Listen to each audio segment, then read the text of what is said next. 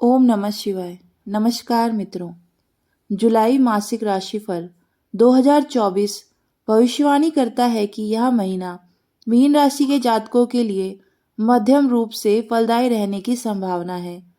इस महीने आपको अपनी आर्थिक स्थिति और अपने स्वास्थ्य पर विशेष ध्यान देने की आवश्यकता पड़ेगी, क्योंकि इन दोनों क्षेत्रों में आपको कुछ चुनौतियों का सामना करना पड़ सकता है।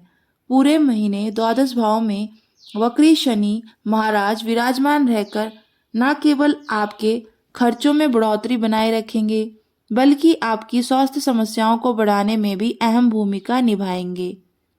आपको अपना स्वास्थ्य सुधारने के लिए पल प्रतिपल तैयार रहना होगा। आपकी राशि में उपस्थित राहु महाराज के कारण भी आपका खुद के प्रति लापरवाही भरा रवैया समस्याओं को जन्म दे सकता है। दूसरे भाव में मंगल महाराज धन लाभ तो देंगे, लेकिन वाणी में उग्रता बढ़ा सकते हैं, जो रिश्तों में तनाव का कारण बन सकती है। पारिवारिक जीवन में सुख और शांति रहने की संभावना है। भाई बहनों के प्रेम संबंधों में भी समय रहेगा और प्रगाढ़ता आएगी। किसी मित्र की सहायता से आपका प्रेम जीवन और भी अधिक उत्तेजित हो सकता है। विवाहित जातकों को चुनौतियों का सामना करना पड़ सकता है और आपके जीवन साथी को समझने में कुछ भूल हो सकती है, जिससे गलतफहमियां हो सकती हैं और शक भी उत्पन्न हो सकता है। विद्यार्थी जातकों के लिए महिलाओं के प्रति अनुकूल रहने की संभावना है और आपको अपनी शिक्षा में मनोहर परिणाम मिलने से आत्मविश्वास में वृद्धि होगी। नौकरी करने वाले जातकों के लिए भी अच्छा समय रहेगा और आपको अपने अनुभव और कौशल्य के परिणाम स्वरूप नौकरी में सकारात्मक परिणाम मिलेंगे। व्यापार करने वाले जातकों के लिए भी अच्छे परिणाम मिलेंगे, लेकिन सावधान रहने की आवश्यकता हो सकती है, क्योंकि व्यावसायिक साझेदार से गलतफहमियां हो सकती हैं। करियर के दृष्टिकोण से यह महीना मिश्रित परिणाम लेकर आने वाला है। महीने के उत्तरार्ध में बेरोजगारों को नौकरी मिल सकती है और जो लोग नौकरी कर रहे हैं उन्हें वर्तमान नौकरी से मुक्ति मिल सकती है और दूसरी नौकरी की प्राप्ति हो सकती है। 12 जुलाई से मंगल महाराज दूसरे भाव में बैठकर आपके दसम भाव पूर्ण दृष्टि डालेंगे, जिससे आपका साहस और पराक्रम बढ़ेगा और आप कठिन चुनौतियों से हार नहीं मानेंगे। आप चीजों में मेहनत करके प्रगति करेंगे, जिससे कार्यक्षेत्र में सकारात्मक परिणाम प्राप्त होंगे। व्यापार करने वाले जातकों के लिए भी यह अच्छा समय रहेगा, क्योंकि सप्तम भाव के स्वामी बुध महाराज महीने के पूर्वार्ध में आपके साथ रहेंगे और व्यापार में प्रगति होगी।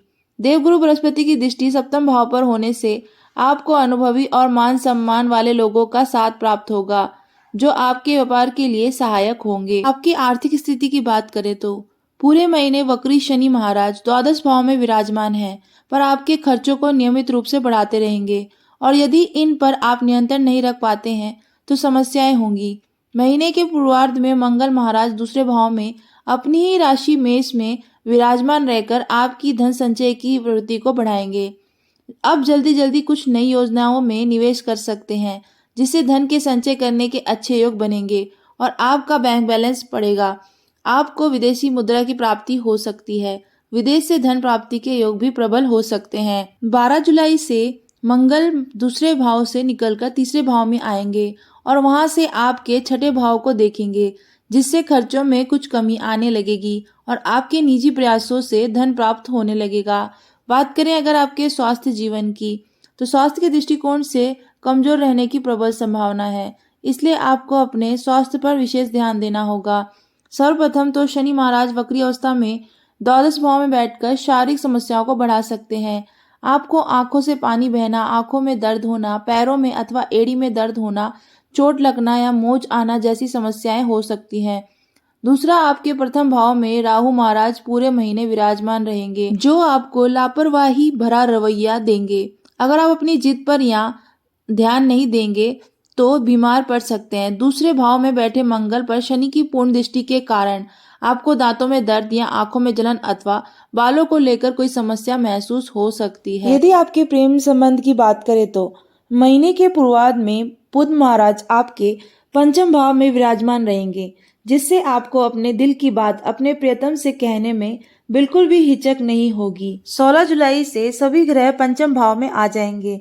तब बीच बीच में आपके कुछ ऐसी बातें कह सकते हैं जो अहम से ग्रसित हो सकती हैं, लेकिन आप जिनसे प्यार करते हैं उनके थोड़े नखरे तो आपको उठाने ही पड़ेंगे। इसलिए यह समय हंसी खुशी व्यतीत होगा।